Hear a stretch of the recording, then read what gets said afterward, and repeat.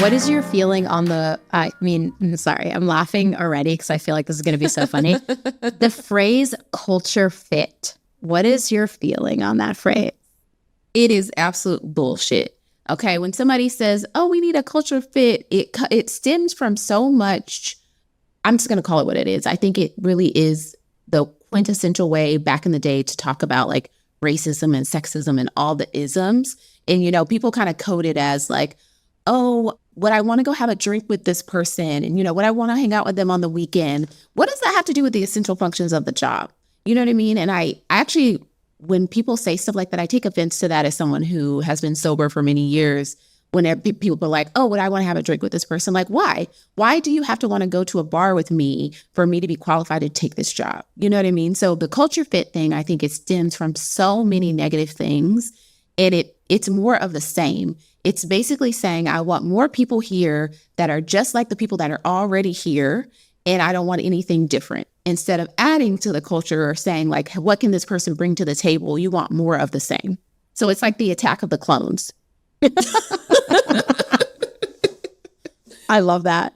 I feel like for a while, everyone's like the hot take like 3 years ago was like, we're not saying culture fit anymore. And I'm like, okay, well, you know, we could just call it what it is, more of the same. Yeah. That's basically what people are feeling.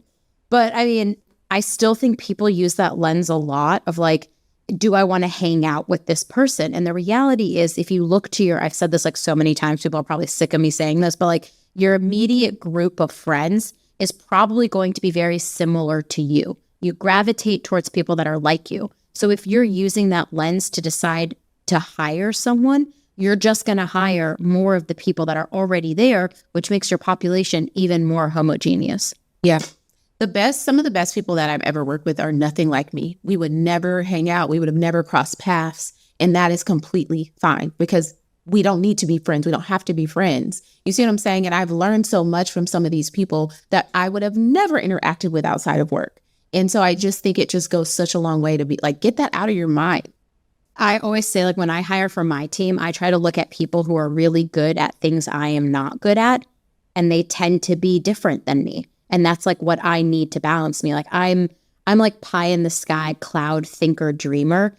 I'm terrible at like executing day to day, like in the tasks. I don't get excitement from that. So when I look to balance myself, I'm looking for somebody who has that skill set, like maybe a more attention detail oriented, more focused on those things, so that like I can maybe dream and they can maybe bring me down to reality, you know?